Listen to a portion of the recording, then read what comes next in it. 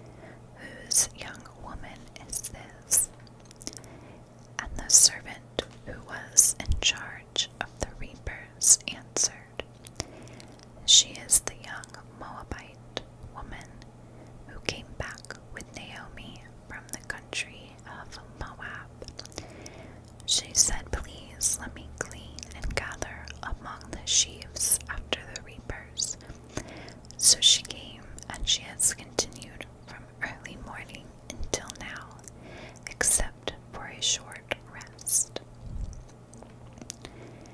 Then Boaz said to Ruth, "Now listen, my daughter, do not go to glean in another field, or leave this one, but keep close to my young woman. Let your eyes be on the field that they are reaping, and go after them. Have I not charged the young men not to touch you? And when you are thirsty, go to the vessels and drink what the young men have drawn." Then she fell on her face, bowing to the ground, and said to him, "Why have I found favor in your eyes, that you should take notice of me, since I am a foreigner?" But Boaz answered her, "All that you have done for your mother-in-law since the death of your husband has been fully told to me, and how you left your father and mother and your native land, and came to a people that you did not know before. The Lord repay you for what you have done, and a full reward will be given you by the Lord, the God of Israel, under whose wings you have come to take refuge." Then she said, "I have found favor in your eyes, my Lord, for you have comforted me and spoken kindly to your servant, though I am not one of your servants." And at mealtime Boaz said to her, "Come here and eat some bread, and dip your morsel in the wine." So she sat beside the reapers, and he passed to her roasted grain, and she ate until she was satisfied, and she had some left over. When she rose to glean, Boaz instructed his young men, saying, "Let her glean even among the sheaves, and do not reproach her. And also pull out some from the bundles for her, and leave it for her to glean, and do not rebuke her." So she gleaned in the field until evening. Then she beat out what she had gleaned, and it was about an ephah of barley. And she took it up and went into the city. Her mother-in-law saw what she had gleaned. She also brought out and gave her what food she had left over after being satisfied. And her mother-in-law said to her, "Where did you glean today, and where have you worked? Blessed be the man who took notice of you." So she told her mother-in-law with whom she had worked, and said, "The man's name with whom I worked today is Boaz." And Naomi said to her daughter-in-law, "May he be blessed by the Lord, whose kindness has not forsaken the living or the dead." Naomi also said to her, "The man is a close relative of ours, one of our redeemers." And Ruth the Moabite said, "Besides, he said to me, you shall keep close by my young men until they have finished all my harvest." And Naomi said to Ruth her daughter-in-law, "It is good, my daughter, that you go out with his young women, lest in another field you be assaulted." So she kept close to the young woman of Boaz, gleaning until the end of the barley and wheat harvests, and she lived with her mother-in-law. Alright, that is all for today. I hope you guys have a great rest of your day or evening, and I will see you in the next video. Goodbye. Hi guys, I hope you are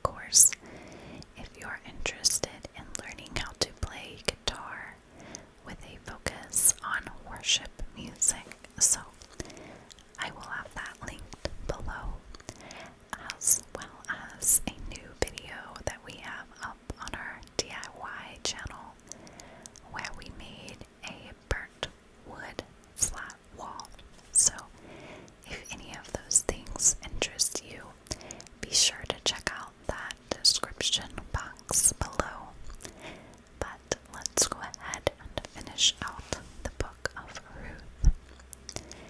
We're on chapter 3 today.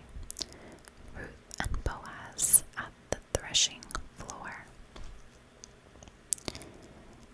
Then Naomi, her mother-in-law, said to her, "My daughter, should I not seek rest for you, that it may be well with you? Is not Boaz a relative with whose young women you were? See, he is winnowing barley tonight at the threshing floor. Wash, therefore, and anoint yourself, and put on your cloak, and go down to the threshing floor. But do not make yourself known to the man until he has finished eating and drinking. But when he lies down, observe the place where he lies, then go and uncover his feet and lie down, and he will tell you what to do." And she replied, "All that you say, I will do." So she went down to the threshing floor and did just as her mother-in-law had commanded her. And when Boaz had eaten and drunk, and his heart was merry, he went to lie down at the end of the heap of grain. Then she came softly and uncovered his feet and lay down. At midnight the man was startled and turned over, and behold, a woman lay at his feet. He said, "Who are you?" And she answered, "I am Ruth, your servant. Spread your wings over your servant, for you are a redeemer." And he said, "May you be blessed by the Lord, my daughter. You have made this last kindness greater than the first, in that you have not gone after young men, whether poor or rich. And now, my daughter, do not fear. I will do for you all that you ask, for all my fellow townsmen know that you are a worthy woman. And now it is true that I am a redeemer, yet there is a redeemer nearer than I. Remain tonight, and in the morning, if he will redeem you, good, let him do it. But if he is not willing to redeem you, then, as the Lord lives, I will redeem you. Lie down until the morning." So she lay at his feet until the morning, but arose before one could recognize another. And he said, "Let it not be known that the woman came to the threshing floor." And he said, "Bring the garment you are wearing and hold it out." So she held it, and he measured out 6 measures of barley and put it on her.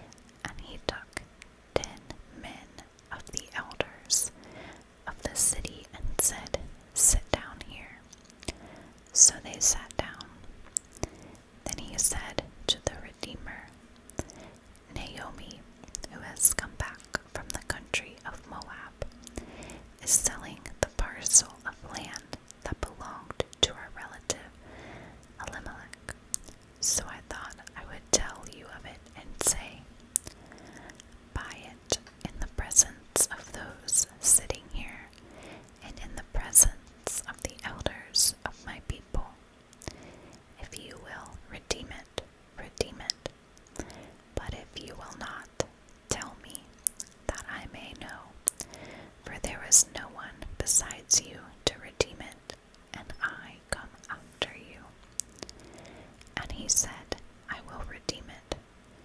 Then Boaz said, the day you buy the field from the hand of Naomi, you also acquire Ruth, the Moabite, the widow of the dead, in order to perpetuate the name of the dead in his inheritance. Then the Redeemer said, I cannot redeem it for myself, lest I impair my own inheritance. Take my right of redemption for yourself, for I cannot redeem it. Now this was the custom in former times in Israel concerning redeeming and exchanging. To confirm a transaction, the one drew off his sandal and gave it to the other, and this was the manner of attesting in Israel. So when the Redeemer said to Boaz, buy it for yourself, he drew off his sandal.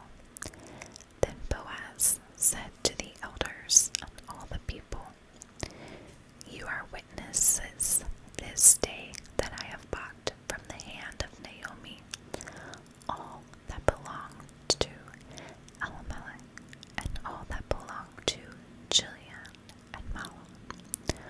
Also Ruth the Moabite, the widow of Mahlon, I have bought to be my wife, to perpetuate the name of the dead in his inheritance, that the name of the dead may not be cut off from among his brothers and from the gate of his native place.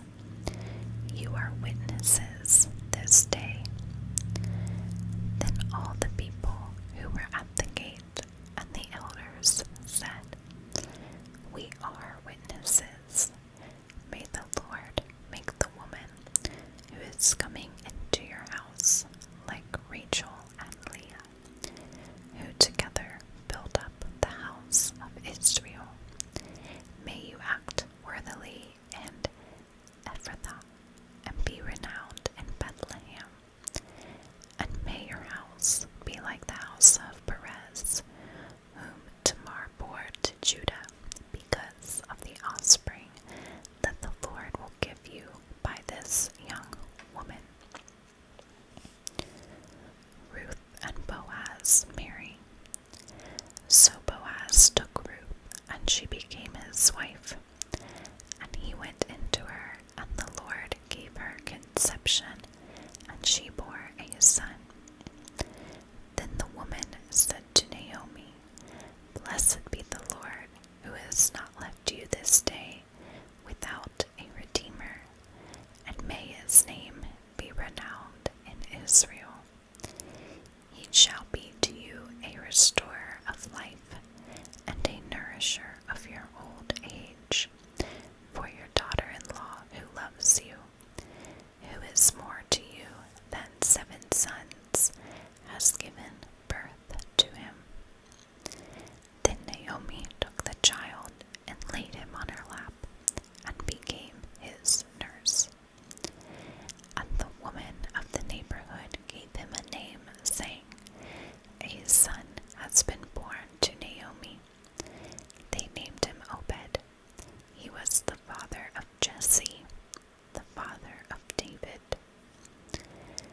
The genealogy of David. There are a lot of names here, and I will most likely mispronounce all of them, but now these are the generations of Perez. Perez fathered Hezron. Hezron fathered Ram. Ram fathered Aminadab. Aminadab fathered Nahshon.